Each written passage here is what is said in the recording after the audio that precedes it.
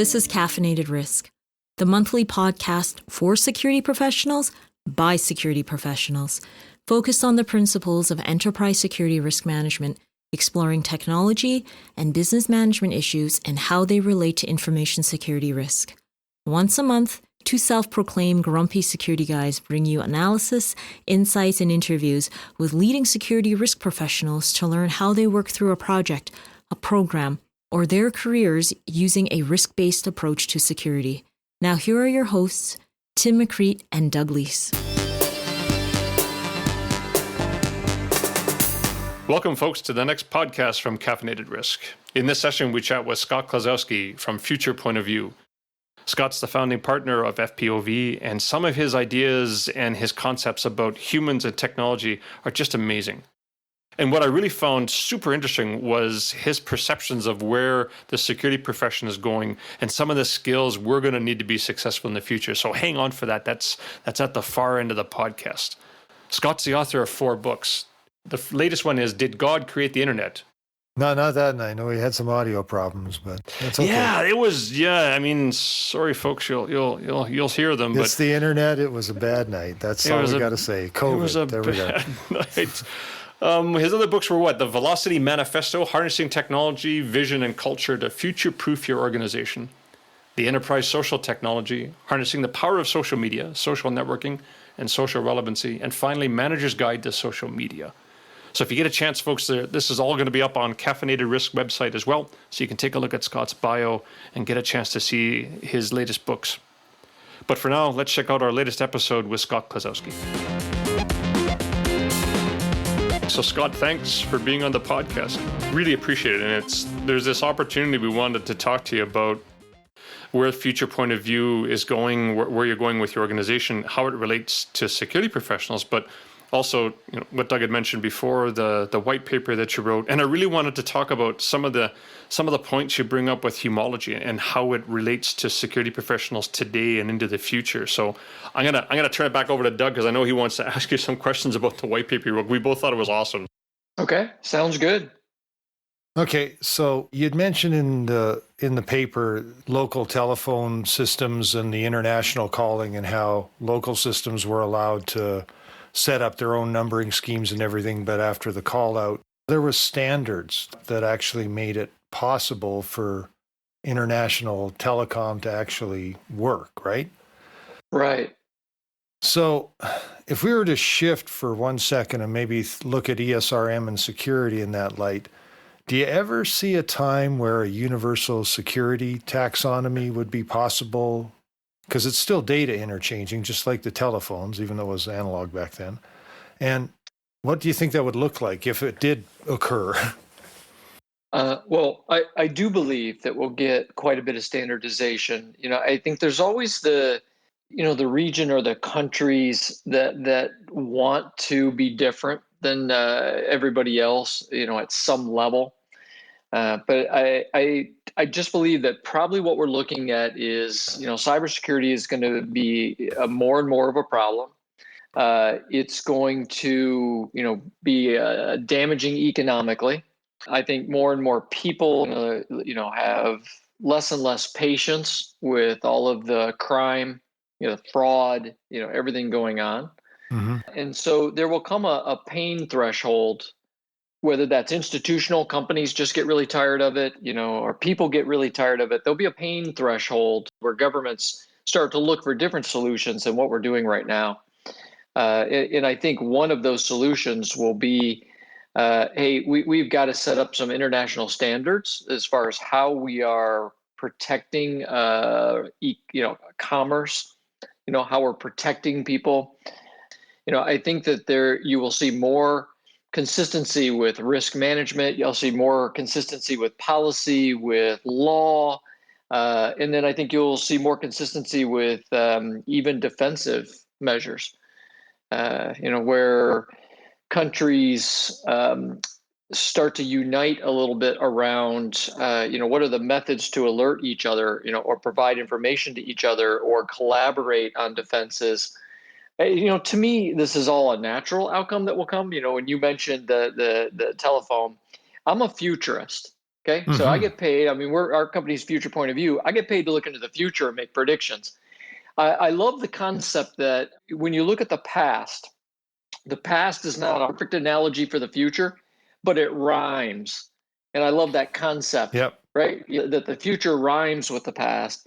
And so I love history. And there are things in history that say, okay, well, when do countries get together? When do we put together international solutions to things?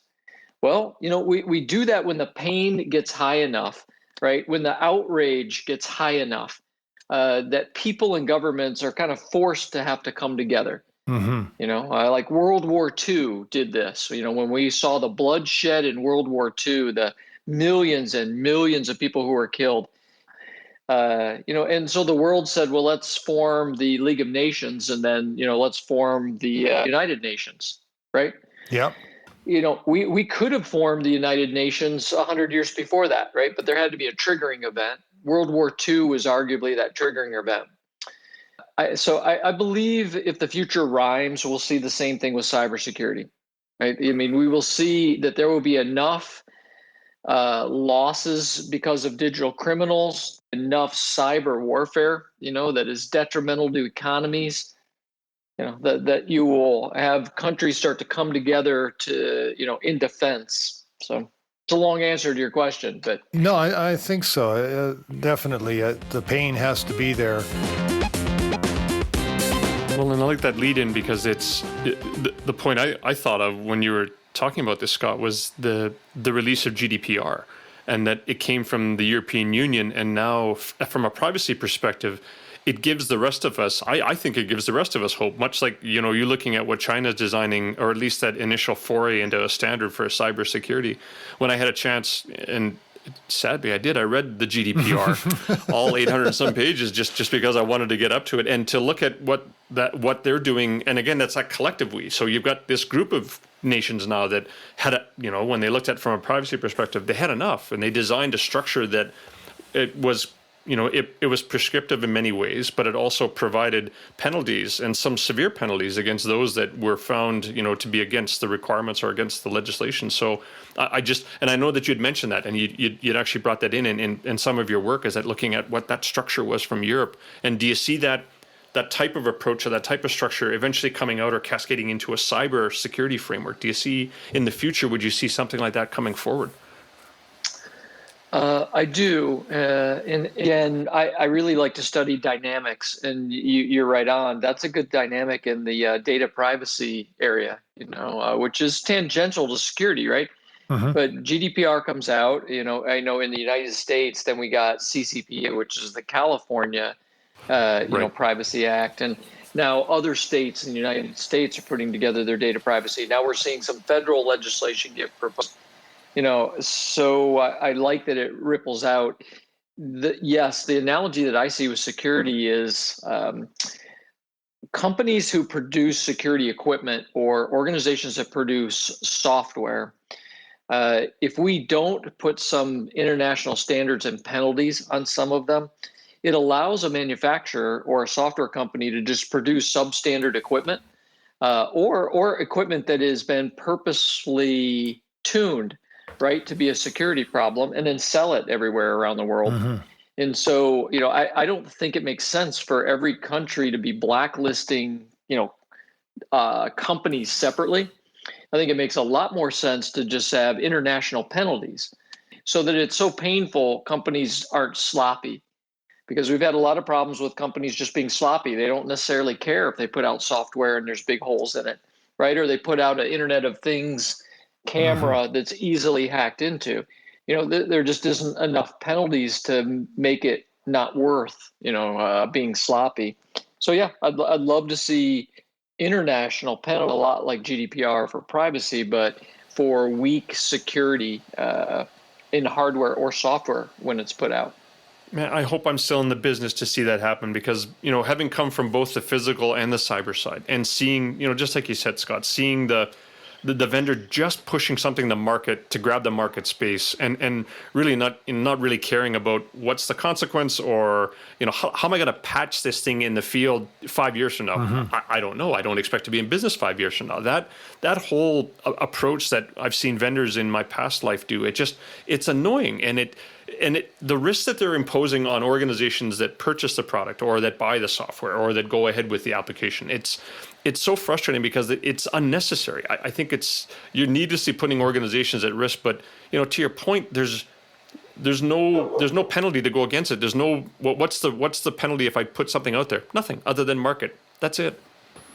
Yeah, I agree. And there's probably two issues here. One to me is sloppy programming or sloppy hardware development. That's one issue. Another issue is, you're a manufacturer in a country. Let's just say you're a manufacturer in Taiwan, and the Taiwanese government wants you to put a keyboard logger in USB drives that are selling all over the world. Right. Right. And who, as a shill for the cyber warfare group in that country, you do something like that. Right. That's what I'm looking for. Extremely tough punishments.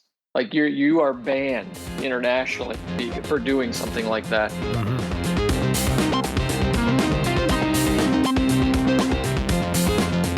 So, yeah, I spotted digital transformation when I reviewed your paper this past week, and I've heard that term a lot. I'm curious what that means in your world. I know you study this rather extensively. So what do you think, what does digital transformation mean from a future point of view? It's a good question. I think you got to take apart the word transformation, right? You have to ask yourself, okay, well, what's transforming? Okay. Digital transformation is not just we're getting a lot more technology. And I think that's how a lot of people define it is, we're in this era where we're getting a lot more technology. What I see as transforming is that for the first time in history, humans and machines are integrating.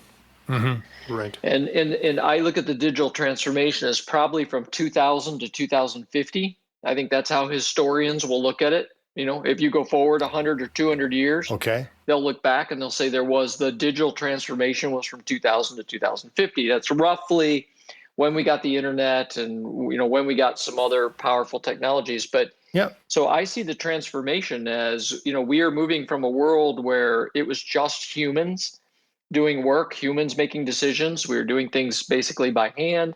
We had mechanized a little bit, right? But we hadn't really computerized that much. And if we did computerize, the computers were separate from us, right? They were just separate tools we used. Yes. But we are now integrating with technology, right? We are now wearing wearables. We carry a device with us. The device tells us what to do. We refer to the device for information. We learn from the device. And we are, we're only, in my opinion, 20 years into a 50-year cycle. Okay. Where the transformation to come will be, we will integrate, become more and more dependent on technology, right? To help us get through our day. It'll help our lives be more convenient, secure, and safe. Right. It will free us from doing boring and highly repeatable tasks or dangerous tasks. So for me, it is that word humology, right? Okay. What is transforming is we're moving from a world with just humans and mechanical things to a world where we have humans integrated with technology to get processes done, right? Or to live. So that would be my best way to describe what I see the transformation as. Right. So now selfishly, well, two things, like, yay, there's still time left in this transformation. I might be able to make a couple bucks at it yet. I suck at capitalism, so it'd be great to get in on the last part of it. But more practically though, what would be the ramifications for a security professional considering what's ahead, especially as you're saying, this integration between humans and machines? That castle and moat model is gone, right? You're not putting a firewall around every human activity. Right. Well, I think I'm going to say something a lot of people probably agree with, and that is the digital criminals have been gaining ground faster than the security professionals, as of late. And I think the what will stop that will be the heavy use of AI. Okay.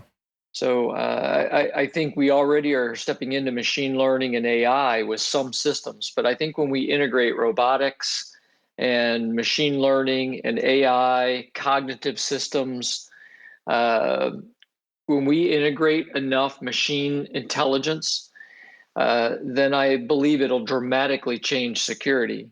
So maybe if I say this in a simple way, right now, if we needed Tim to protect a building, okay, so we have a 20-story building and we need Tim to protect it.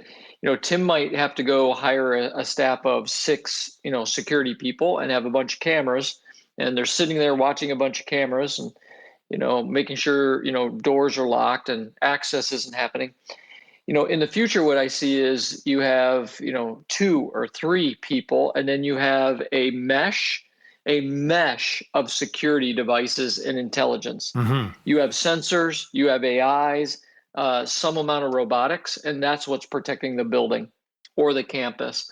And so you'll have less people interfacing with a very sophisticated mesh.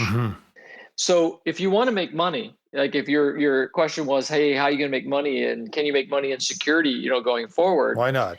I think if you really keep an eye on who are going to be the major vendors who can build this mesh, who can integrate the mesh, who can create the standards for this security mesh, I think that those will absolutely be the winners. Okay. Because that's the best way I can describe it is, in order to protect the building, we have to protect endpoints or ingress points, floors, elevators, windows. I mean, there's a lot of things to protect. We can't do that with humans and cameras, right? You got to do that with sensors and AIs.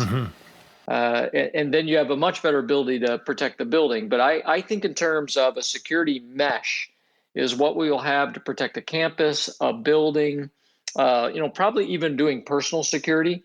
You'll create a security mesh around the person that you're trying to secure. I think we're already, heading in this direction. I mean, we're starting to have drones and sensors and AIs. It just, the mesh has not come together, as strong as we need it to.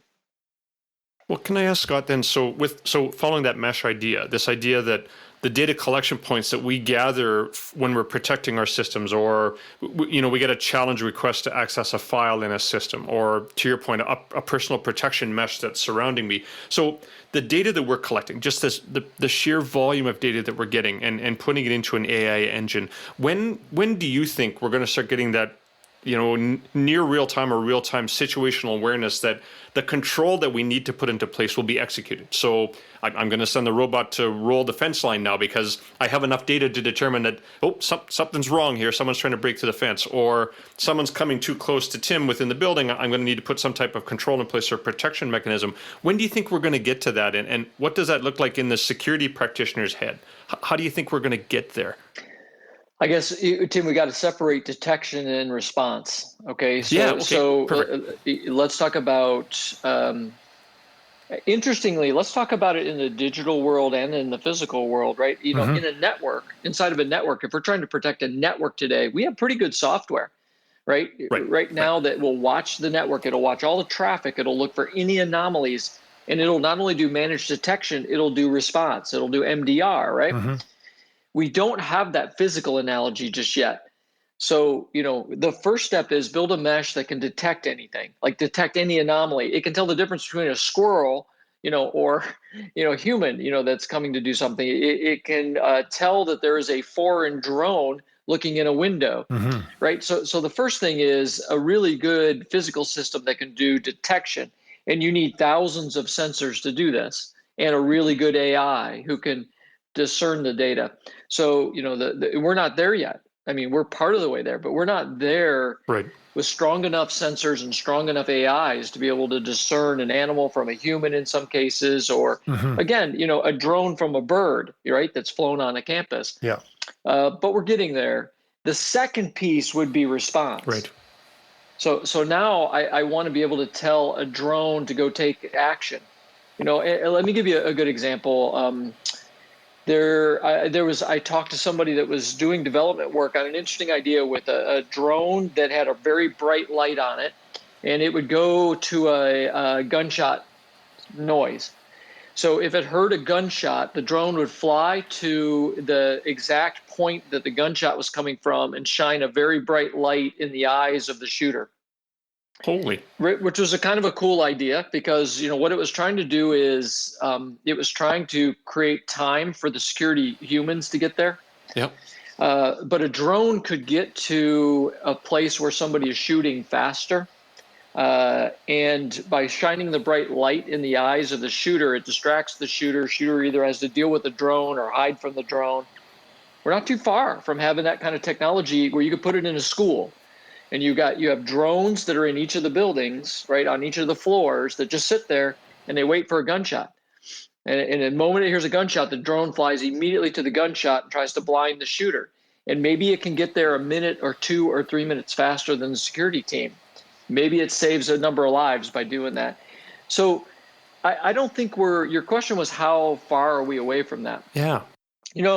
I think we're getting, let me make a prediction. I think we're 3 to 5 years away from having some pretty good response, but I'm not talking about an autonomous robot that's got lethal, it's going to shoot somebody, right? Right.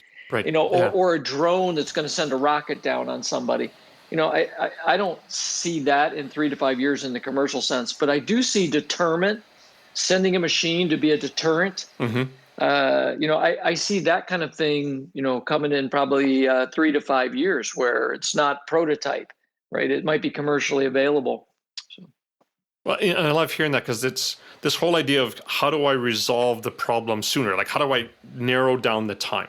We had in our last podcast the whole idea of do it faster, right? The whole thing for security professionals is to do our job faster. Like just what you talked about, Scott, this idea that what if I can get the technology to the point where I'm buying time for law enforcement to respond faster, or I'm buying time to interfere with somebody who wants to shoot in a school or in a building. And wow, I kind of, that's awesome. I like hearing that.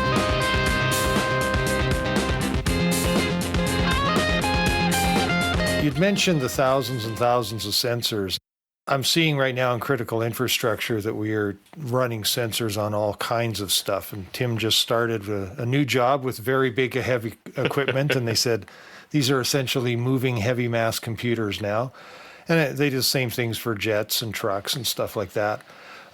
It's real easy to collect this data, but I'm finding in the field, even with all this data, it's very hard to gain situational awareness. We've been trying to do it by hand. So how would AI move all that sensor data into this is what your world looks like? What I'm intrigued by is digital twins, right? Yep. The concept of digital twin. Mm-hmm. I think part of the answer is you put thousands of sensors out on something. You're now collecting enough data to be able to create a digital twin.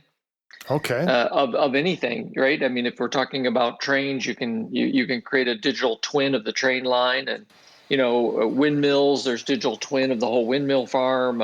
You said jet engines. GE has digital twins of all their jet engines. Yep. It's an interesting concept to say. Again, back to our analogy of could 2 people protect an entire building? Right. Well, if we have enough sensors that we can create a digital twin of the building, and I'm not watching cameras anymore. Yep. I'm just looking at a digital twin of the building, Mm-hmm. and it's green, yellow, red.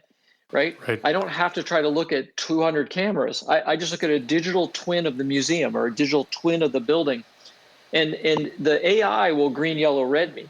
Mm-hmm. So if it's all green, it's pretty easy. I'm just watching. If something turns yellow, Right. It can be an audio alert or anything else to say, hey, the digital twin sees an anomaly here. And then red is, of course, we got an absolute breach. And so I think maybe what we'll do is get rid of cameras and get rid of a visual wall of monitors. Mm-hmm. And change it to all of these sensors create a digital twin of that thing that I am guarding. Yeah. Right. And then the AI can color code for me where dangers might be coming from. So do you see the skill sets changing then for security professionals over the next, 1, 3, 5 years? Do you see that? Fingers crossed. I'm hoping that's true. So I just wanted to ask. Right? Yeah, absolutely. Absolutely. The skill set is going to change and it is going to get to be a much more complicated world, much more complex. You'll have, security engineers. You'll have security developers. I mean, you'll have security auditors. The skill sets will change. There'll be new job types, complete new job types. Right. Yeah, I absolutely think it does. Now, that doesn't mean, I don't mean to say everybody who's in security now is a dinosaur, Yeah. right? Right. Because I don't want to say that either, because there's a lot of us in security. We have a lot of good knowledge, Yeah. but I do think there'll be a whole new breed of security engineer that comes up, right? A security technologist, a security data scientist. Yeah. Right. Right. Yeah. I think that'll be something that already we're starting to see the beginnings of is, as you said, Doug, massive amounts of information coming in from sensors and all kinds of devices. Well, that's huge amounts of data. That's what you need data scientists for. Mm-hmm. And so there'll be security data scientists. Yeah. There are data scientists that specialize in grabbing information, alerting, analyzing it very quickly, building AIs to respond. Yeah, and we were doing some experimenting with that at the last place that I went or worked at, and it was very hard to find actual cases of security breaches where we had that data that aligned with it. We don't really have that right now with a lot of the security data. Half the time I think we're lucky if we even have centralized logging. But, assuming we start collecting a lot of these other sensor data types, then we might get enough of a practical set. But I'm wondering, in the absence of such a set, is there a way to start doing that now? Like you'd mentioned, digital twins would be running different scenarios against the twin to see this seems to reliably take down the building kind of thing.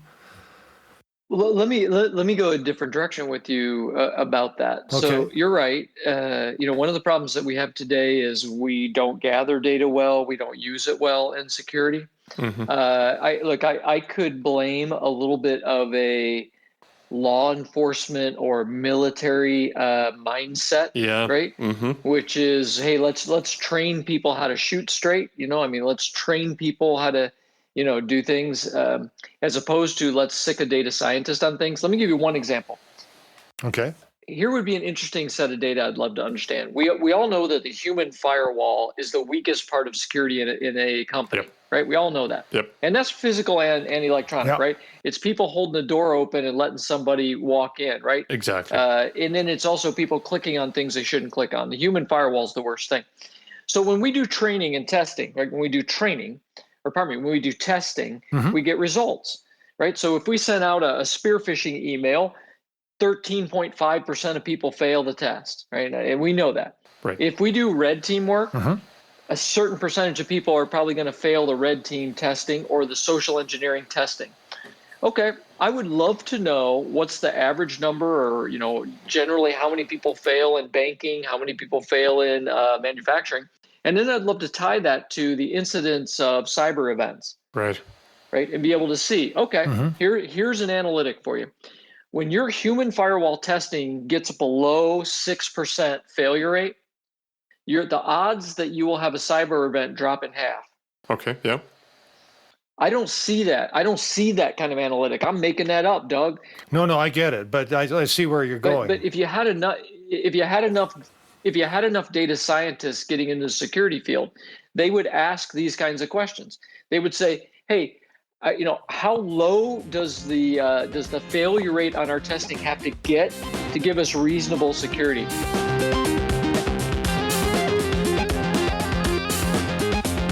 We ask this of just about everybody. How do you know, or how do you advise your clients when they've kind of reached that point of diminishing returns where every dollar you spend now on security improvements is going to actually do nothing or make, 1 penny's worth of difference, whereas those first few million you put in made a heck of a difference? It's an interesting question. So I do a lot of speaking to boards of directors about risk management. And what I get asked to do specifically is they want to understand how much money should they put into security. Right. And the boards are taking more and more responsibility for setting risk tolerance, right? They're doing their ERM programs, right? Their enterprise risk management programs. And so I get that question a lot of, well, how much should we spend? And they're asking the same thing. It's like, okay, at what point are we just putting another million in? We're really not getting that much safer. I don't know that I have a fixed answer because it depends on your risk tolerance. Of course. And that's a lot of times what I have to say to the board is that law of diminishing returns is relative, right, to how much risk you want to take. In other words, if you want zero risk, that law of diminishing returns is way out there. Yeah. You're going to keep spending. Yeah. Or if you're highly regulated, like a bank in the U.S., highly regulated, right? So it depends a little bit on what your risk tolerance is. To be able to answer a question like that, I have to say, look, you got to decide what your risk tolerance level is, and then there is a point that I can tell you, spending any more money, it's going to take risk off the table, but it's past your risk tolerance. And the way that I typically explain this is I say, in your house, you have a certain amount of protection. So you lock the doors, you lock the windows. Maybe you have a dog. Maybe you live in a gated community. But almost nobody has 24-hour armed guards outside their house. I just explain that analogy to boards, and then I say, okay, so let's talk about when is enough for you. All right. So I have to be able to explain to them, here's how safe you are, and here's where you're not safe. So if I were to simply, I might say, your security governance policies, they're a 7 on a scale of 10. The skills of your security team, they're an 8, on a scale of 10. Your network security, it's a 9 on a scale of 10. Your human firewall, it's a 6 on the scale of 10. And so I'll show them a bunch of thermometers, right? And then typically what they will say is, okay, what if we wanted to be 9s across the board? And I will go, okay, that's $30 million. And they'll go, okay, well, that's too much money. And I'll say, okay. So we'll have this kind of conversation, and they're kind of fun, but eventually what they'll say is, okay, well, we want to be an 8 here and a 9 here and a 8 here and a 9 here and a 10 here, and we'll come to, okay, that'll be 7.5 million. And then they'll go, okay, good, we're there. Right, we're comfortable now. So that's how I do it. Is there's kind of no magic formula. I try to work them up from a risk tolerance versus money. Tell me when you feel good, right? Tell me when you feel like you've done your job as a board of directors and you've taken enough risk off the table. And then the last question I'll ask them is, how much insurance do you want now? Because we still have a gap, right? We still have a gap. Mm-hmm. And it really reflects what the whole process that we follow with the ESRM as well, because at the end of the day, it really is the business that identifies its tolerance for risk, and it's going to select the control. So, Scott, to your point, giving them 9s across the board, $30 million. Whoa, wait a second, that's not what we're not paying for that. But to give that balance, right, to let them select the control they want to put into place, and to then get that level of maturity that they're going to be comfortable with. That's exactly what the model of ESRM asks for, is let the business make that final business decision, and then you help them put the control into place. So that's so great to hear, because that's exactly what we're trying to do with the ESRM model, is that approach. Yep. Yeah. Well, and I love the ESRM model, so I'm a fan.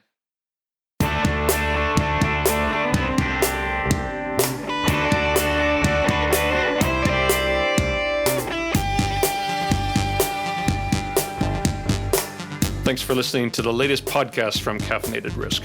Make sure you visit our website, caffeinatedrisk.com, to stay up to date on what we've been working on. Our website has bios of our podcast guests, posts about topics we're passionate about, and even a library of reference material we find valuable in the work we do every day. And don't forget to subscribe to Caffeinated Risk on your favorite podcast service. This way, you'll be notified when we release our next podcast, and you can listen to our previous guests just in case you missed them. Thanks so much for listening to Caffeinated Risk.